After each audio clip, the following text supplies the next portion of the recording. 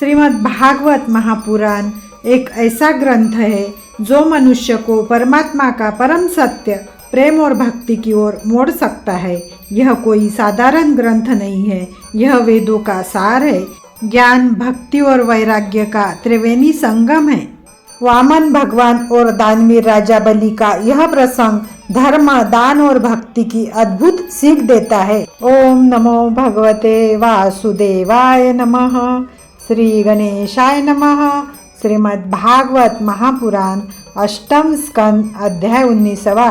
श्री सुखदेव जी ने कहा, हे राजन, वामन भगवान के ऐसे वचन सुनकर राजा बलि ने कहा, हे ब्रह्मचारी, यदि ऐसी ही बात है तो आप अपने चरण आगे बढ़ाइए, मैं उन्हें धोकर 3 पग पृथ्वी का संकल्प किए देता हूँ। यह सुनकर वामन भगवान ने अपने पांव आगे बढ़ा दिए।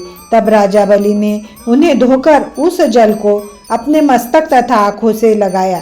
तत्पश्चात धूप दीप आदि से उनकी पूजा करके भूमि का संकल्प करने के लिए अपनी स्त्री द्वारा जल मंगवाया। राजा की आज्ञा पाकर रानी विंध्यावली गंगा जल की झारी ले आई।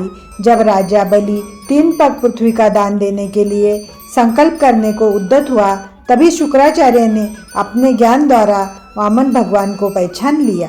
उस समय शुक्राचार्य ने राजा बलि के समीप जाकर उसके कान में इस प्रकार कहा, हे राजन, तू इन्हें छोटा ब्रह्मचारी मत समझ, ये साक्षात परब्रह्म श्री नारायण जी है। इस समय यह देवताओं की सहायता करने के लिए वामन स्वरूप धारण कर तेरा राज्य लेने आए हैं।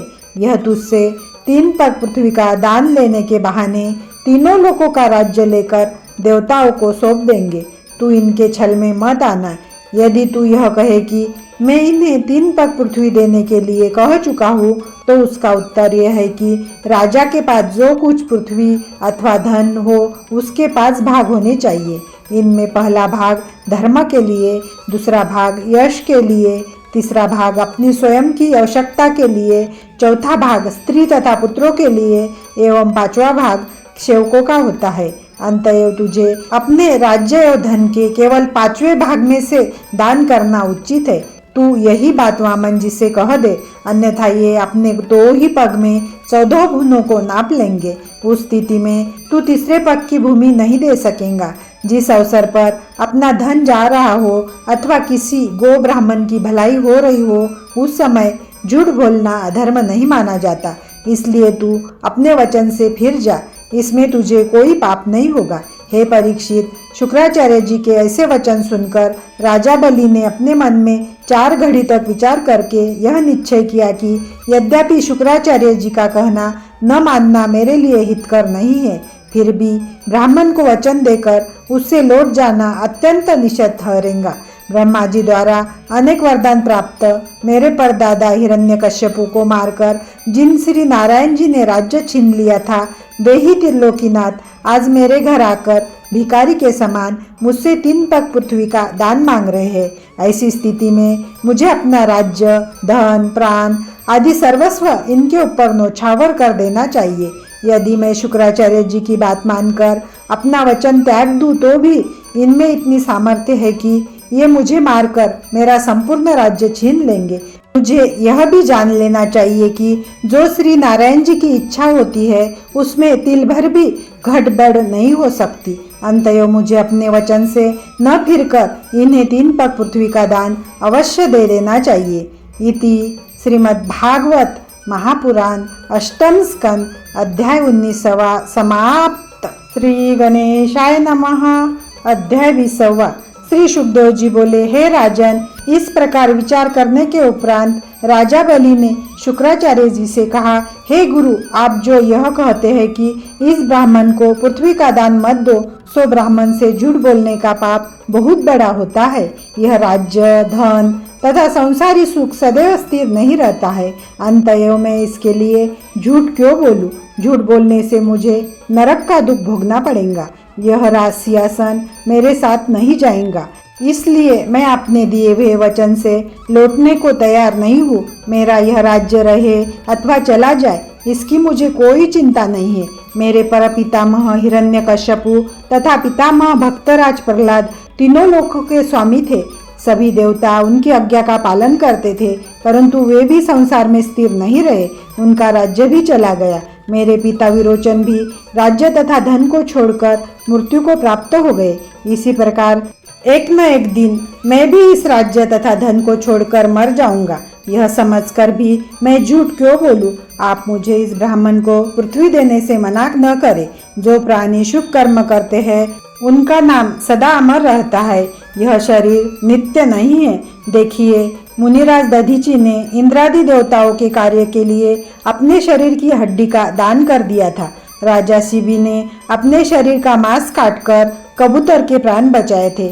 इसीलिए संसार में आज तक उनका यश फैला हुआ है। हे प्रभु, मैं राशियासन के नष्ट होने अथवा नरक में जाने से नहीं डरता हूँ, परंतु अपयश से मुझे बहुत भय लगता है।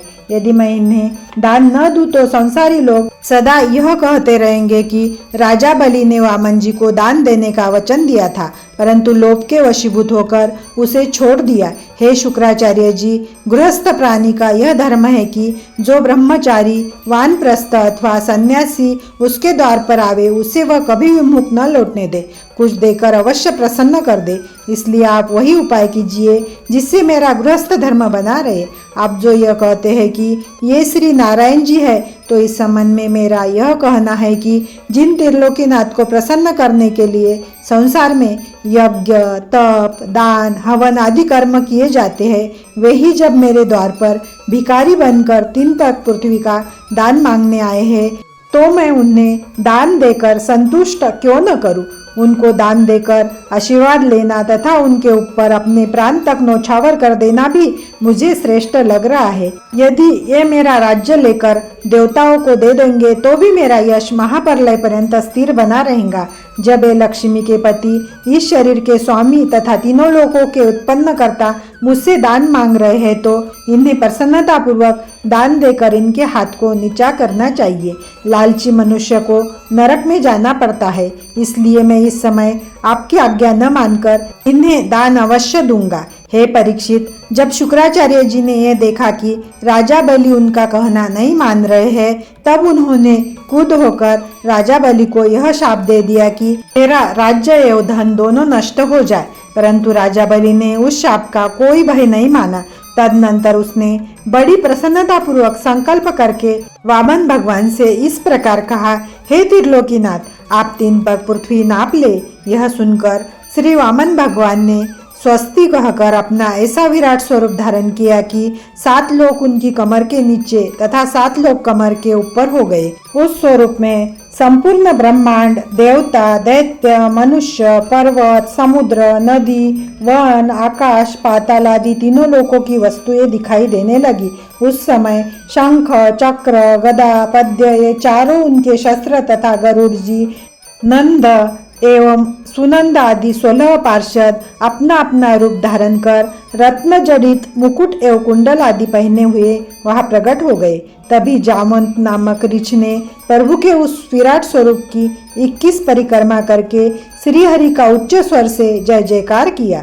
इतनी कथा सुनाकर श्री सुखदेव जी ने कहा, हे राजन, जब राजा बलि अपने पुरोहित शुक्राचार्य जी की आज्ञा न मानकर वामन भगवान को पृथ्वी का संकल्प करने लगा, उस समय शुक्राचार्य जी बहुत छोटा स्वरूप धारण कर उस जल की झारी की टोटी में जा घुसे, जिसे राजा बलि संकल्प देने के लिए अपने हाथ में लिए हुए था। शुक्राचार्य जी ने उसमें से पानी न गिरने देने की इच्छा से पानी गिरने के मार्ग को इसलिए बंद कर दिया कि जब पानी ही नहीं गिरेगा तो राजा संकल्प किस प्रकार कर सकेगा। अंतर्यामी वामन भगवान को जब यह बात मालूम हुई तो वे अपने हाथ की कुशा को उस टोटी में डालकर उसका छेद खोलने लगे।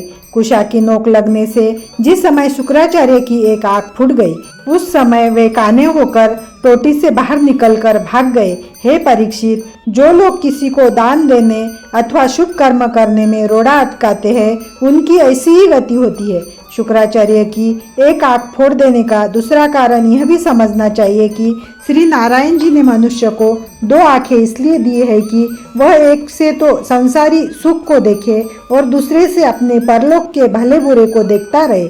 शुक्राचार्य जी सांसारिक सुख को अच्छा समझकर परलोक को भूल गए थे, इसीलिए वामन भगवान ने उन्हें एक आंख फोड़कर चैतन्य कर दिया। इस कथा को सुनकर सब लोगों को अपने परलोक का ध्यान अवश्य रखना चाहिए। इति श्रीमद्भागवत महापुराण सुखसागर कथा अष्टम स्कंद अध्याय 20वां समाप्त।